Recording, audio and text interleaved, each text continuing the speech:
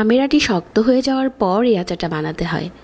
আসছে ঈদের আগেই চাইলে এই আচারটা বানিয়ে রাখতে পারেন। এভাবে আচার বানালে এটা মাংসের সাথে খেতে দারুণ টেস্টি হয়। এখানে খোসাসহ কিছু আম মাঝ বরাবর স্লাইস করে নিয়েছি। এখন কড়াইয়ে পরিমাণ মতো সরিষার তেল দিয়ে দিচ্ছি। আচারটা যেহেতু তেলে ডুবে থাকবে এজন্য তেলটা একটু বেশি দিতে হবে। তারপর এখানে 1 চা চামচ পাঁচফোড়ন, 2টার মতো শুকনা মরিচ আর অল্প একটু দিয়ে দিচ্ছি রসুন বাটা। এখন দিয়ে দিলাম 1 কাপের মতো চিনি, আর এখানে আমি 1/4 কাপের মতো কাসুন্দি দিয়েছি। আর হোমমেড স্পেশাল আচারের মশলাটা দিয়ে দিচ্ছি। এর উপরে একটা রেসিপি আগেই দেওয়া আছে, চাইলে এই আচারের মশলাটা দেখে নিতে পারেন। যত আচারই বানাই না কেন আমার কাছে এটা সবচেয়ে সহজ একটা আচার মনে হয়।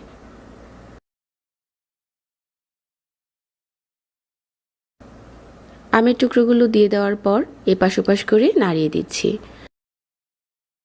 আর এখানে কোনো রকম পানি দিতে হবে না। তেল আর চিনি থেকে যে পানিটা উঠবে এটা দিয়ে আচারটা বানিয়ে নিতে হবে। আচারে এক্সট্রা পানি দিলে সেটা খুব তাড়াতাড়ি নষ্ট হয়ে যায়। এখন দিয়ে দিচ্ছি আস্ত রসুন আর মাঝারি আঁচে জাল করব। স্বাদমতো লবণ দিয়েছি এখানে।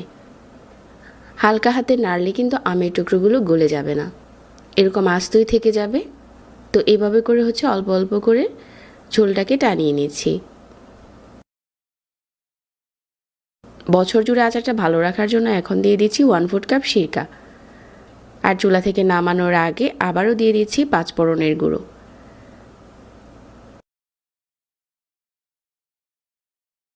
ঝোলটাকে বেশ সময় নিয়ে এরকম করে টানিয়ে নিচ্ছি।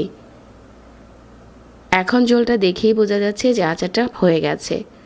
এই পর্যায়ে চুলা থেকে নামিয়ে আপনি এটা একটা কাচের বয়মে ভরে রেখে দিলে 1 বছরের মতো এই আচারটা ভালো থাকবে। শুধু মাঝে মাঝে একটু রোদ্রে দিলেই হয়ে যাবে। আর যত রকম আচারই বানায় না কেন আমার কাছে মনে হয় এটা মাংসের সাথে খাওয়ার জন্য সেরা একটা আচার। চাইলে আসছে কুরবানি ঈদের আগেই এই আচারটা বানিয়ে নিতে পারেন। আচার সংরক্ষণ করার জন্য কাচের বয়ম আগে থেকে পরিষ্কার করে ধুয়ে রোদে শুকিয়ে নিলে আচার নষ্ট হবে না। আর প্রতিবার যখন আচারটা উঠাবেন পরিষ্কার চামচ ব্যবহার করতে হবে, আর এটা যাতে শুকনা থাকে।